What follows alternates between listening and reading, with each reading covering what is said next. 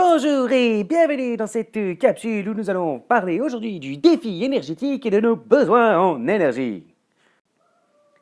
Tout d'abord, sachez qu'il existe différents types d'énergie. L'énergie cinétique, ou l'énergie qui fait partie d'une plus grande famille d'énergie qu'on appelle l'énergie mécanique. C'est l'énergie qui est liée au mouvement, comme par exemple lorsqu'un objet se déplace, une voiture ou une balle.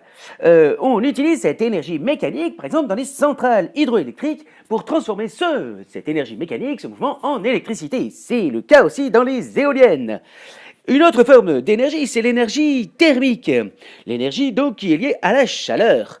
Dans cette classification, on pourrait rajouter l'énergie chimique. C'est l'énergie qui est obtenue lors, par exemple, de la combustion d'un objet. Ou alors, l'énergie chimique, c'est sous cette forme que l'énergie est stockée dans une batterie.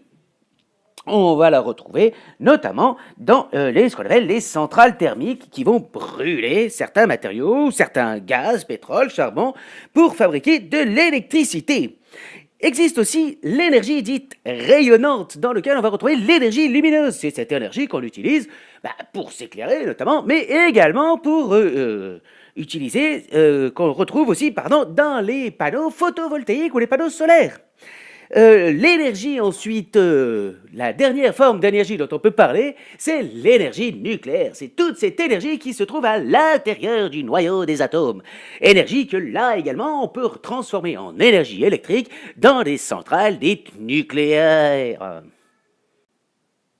Comme on vient de le dire, ces différents types d'énergie peuvent se transformer. On dit plus exactement quelle énergie se convertit.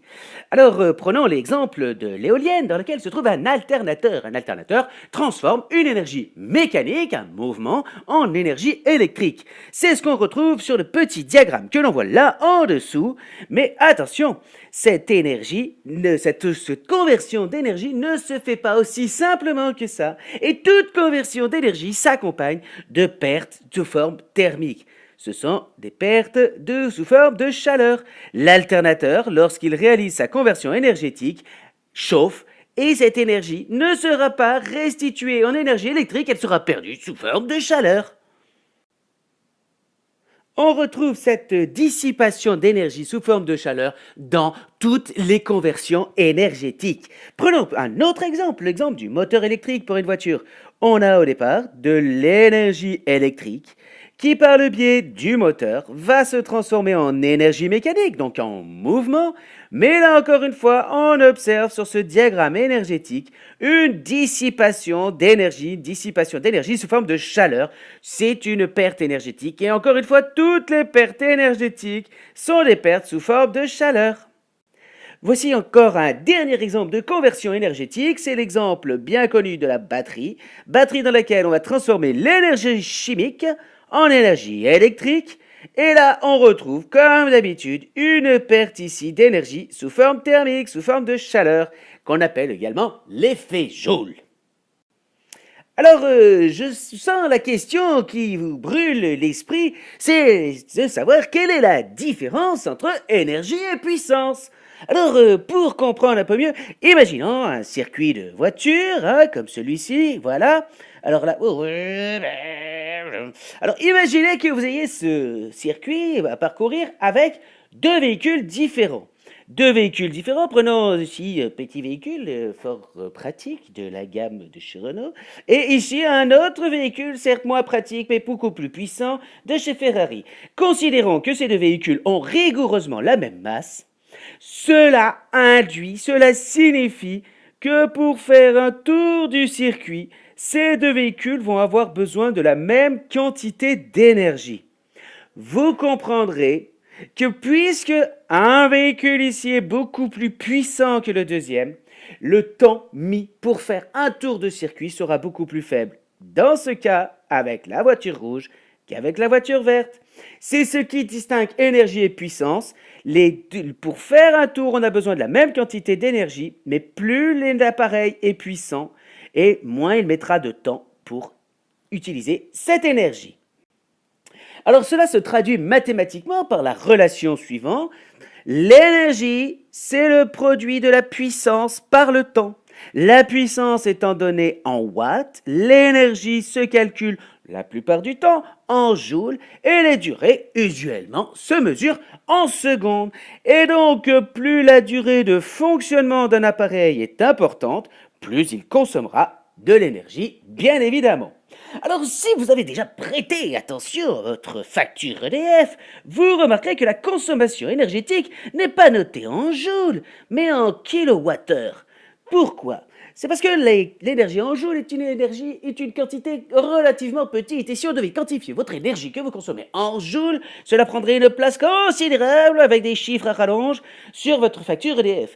On préfère comptabiliser cette énergie en kWh, c'est-à-dire en kilowatts, des milliers de watts, toutes les heures, en kilowattheures. Alors, on peut aisément passer des joules au kilowattheure grâce à la conversion qui se trouve ici. Un kilowattheure est équivalent à 3600 kilojoules. Alors, toujours pour comprendre la finesse qu'il existe entre énergie et puissance, prenons un cas du quotidien, c'est le cas des ampoules, ces fameuses ampoules de consommation différentes.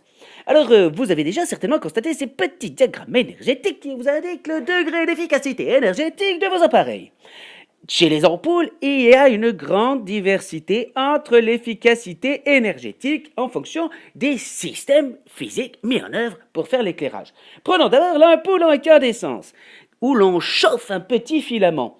La quasi-totalité de l'énergie est perdue sous forme de chaleur. Une certaine partie de l'énergie sert à allumer, créer de l'énergie lumineuse, mais le reste de l'énergie, c'est surtout de la chaleur.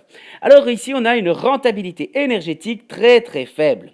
On retrouve par exemple les lampes fluocompactes qui utilisent un autre procédé. Dans ce cas-là, on est sur une gamme énergétiquement plus acceptable. Le meilleur système, le système optimum au niveau ratio consommation énergétique pour intensité lumineuse rendue, le meilleur système, ce sont les ampoules à LED. Prenons un exemple.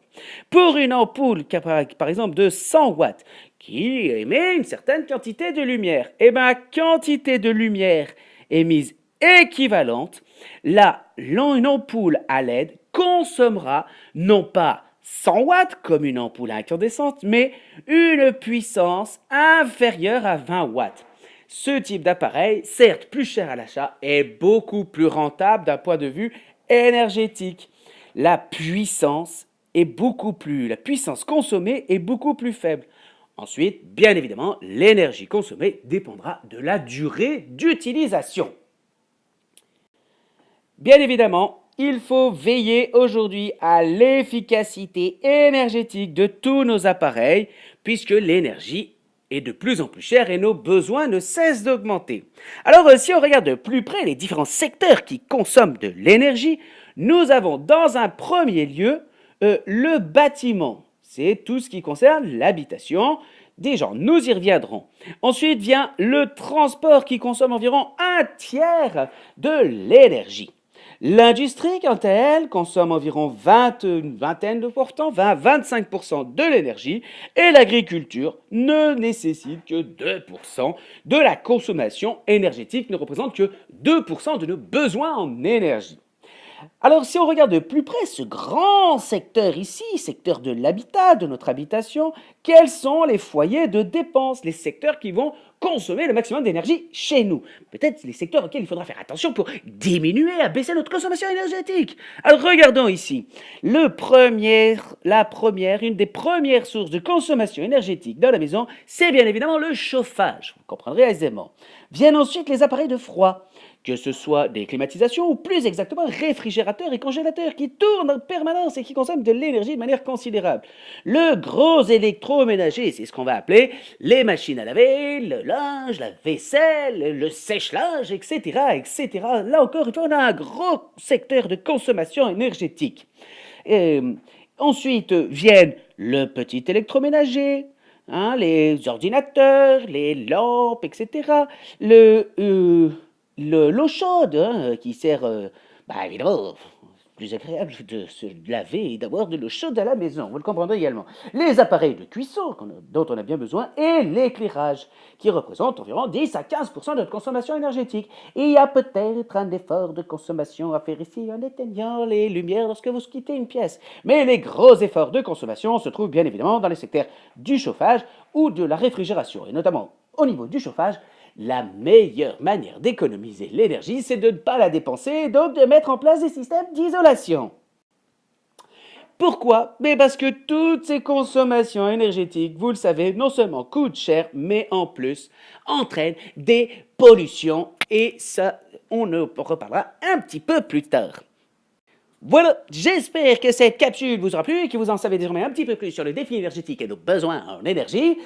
Il ne vous reste plus qu'à compléter votre questionnaire en ligne et moi je vous dis à plus en classe!